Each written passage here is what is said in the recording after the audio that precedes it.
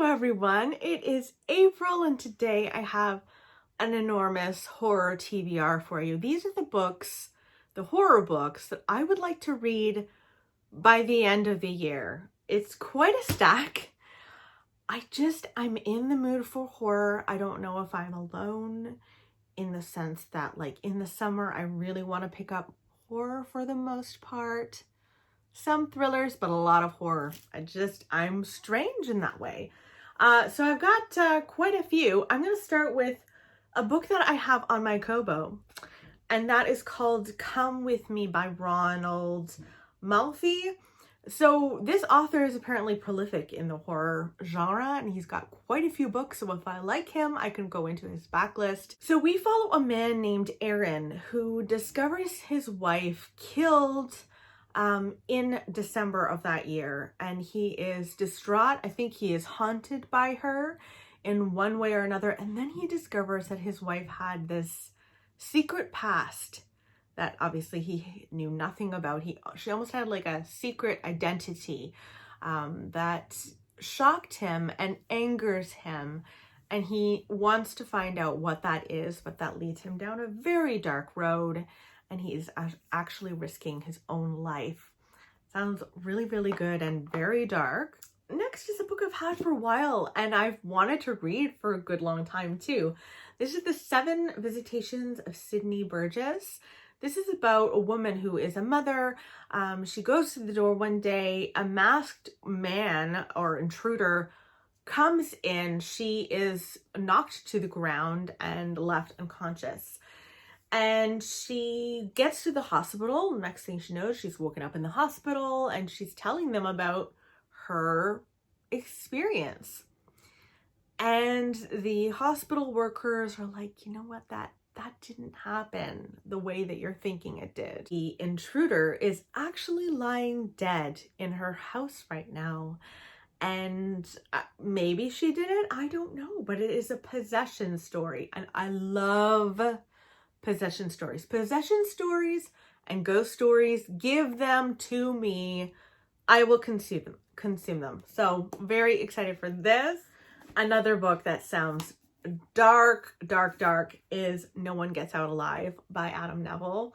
I will watch the Netflix film after I have read the book. This follows a woman named Stephanie who has lived in a very crappy neighborhood, in a very crappy apartment for a good long time, and she gets the opportunity to move, and she moves into a home that is for women, I think, women only. She moves in, doesn't ask a lot of questions, should have asked more questions because the place is haunted, and now she's stuck there. She hears voices, she feels like someone is watching, she feels hands on her when she's about to go to bed. Like, no, that sounds terrifying. So I want to read it. Another ghosty story is Beneath the Stairs by Jennifer Fawcett. This is about a couple of teenage girls who are best friends. They go to this notoriously haunted house in their hometown. And while they're there, something happens that changes them forever. They both kind of move on. One of them stays behind in that town and stays there forever. The other one leaves. But when Claire learns that Abby attempted suicide at that house, she like went back to that house and tried to die by suicide. Claire needs to know what happened. Her best friend is now in a coma. She goes back to learn. And, no good can come of that. So I want to be along for the ride. An incredibly summery book. Actually, the next two I really should read this summer. Like, really, really should. The Elementals. Very summery. This is about a family. They have 2 summer homes on, I believe, a beach. It's on Alabama's wow, why am I adding an L? Alabama's Gulf Coast. So there's 2 Victorian houses that they share, And then there's a third Victorian house that's completely abandoned and actually filled with sand. And I think somehow the sand is menacing. I think some of the kids pop on over to that abandoned house like you do. Actually, I would do that as a kid. And they go searching, and I just don't think the house has good intentions. And it's by Michael McDowell, so I feel like I should absolutely read that this summer. And then you'll understand why the next one is another I should absolutely read this summer, and that is Summer of Night. I've heard that if you didn't like it, which I kind of didn't love, if you didn't like it, you should read Summer of Night. It's very much a growing up novel. It follows a group of kids in the summer of 1960. You know, and trying to enjoy their summer, but there is this evil entity taking over their town that they need to fight. And that just sounds great to me. It genuinely does. So that is Summer of Night. Now I have to wait until January, okay, for my next Grady Hendrix, which is very upsetting. I don't want to wait that long. I almost want them to hold off and have that come out in the summer, because his books just feel like summer to me. In any case, in the meantime, I want to read Horrorstor. This is like, it's got a very much an IKEA catalog kind of vibe. This is about a group of people who work at this furniture store in Cleveland, Ohio. Every morning they come to the store and find it just kind of wrecked. They don't know what's going on. Things are broken. There's water spilled. They're like, this is ridiculous.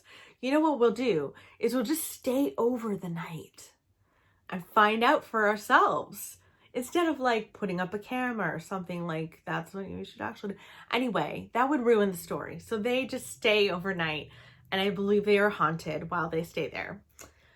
I think that sounds like so much fun. Now, for some reason, before really reading about the blurb, I thought this was a zombie story. No reason to think it is. It is a ghost story. I can't wait. I cannot wait. Next is The Good House by Tananarive Due. This is about a woman who goes back to the good house finally after being away from it for quite some time, for good reason. Her son Corey died there 2 years ago. She's finally ready to go back, but she believes that there's something in her family's history that might have led to her son's death. And I want to know what that is. I feel like everyone who's read this book has absolutely adored it and has absolutely been terrified reading it. So naturally, here I am wanting to read it. And last but not least is a book that has been compared to Rebecca, but also Mexican Gothic, which I didn't really love, but it was compared to Rebecca. And that is the Hacienda. This also sounds absolutely wonderful. This takes place during the overthrow of the Mexican government. We follow Beatrice, whose father was executed and his home was destroyed. And Beatrice is proposed to by a man named Don Rodolfo Solorzano. Oh gosh, I'm totally messing that up. Now, most people don't really think that she should marry him, but she goes ahead and does it anyway, you know, because that's what you do. And while she has moved into this new home, she feels like something is wrong with the home. She feels like something's wrong with the home, and I want to find out what that is. This was a book of the month pick for May, I believe. So very exciting. And those are all of the books. Those are all the horror books that just sound like, yes, I'll probably throw in another book by Darcy Coates at some point. I just don't know which one right now. But yeah, I'll probably end up throwing one of her books into the mix as well. But like, isn't it a great stack? Some of them are so summery. Some of them are not. Some of them take place in December, but whatever. I just have a good feeling about them all. Looking forward to it. Will I get to all of them? I don't know. I really hope so. Let me know in the comments below if you have any horror books that you are dying to read this year. I'd love to know like your top 3 maybe. If you've got a top 3, I would love to know what they are. Leave it in the comments below and I will talk with you very soon. Okay, bye.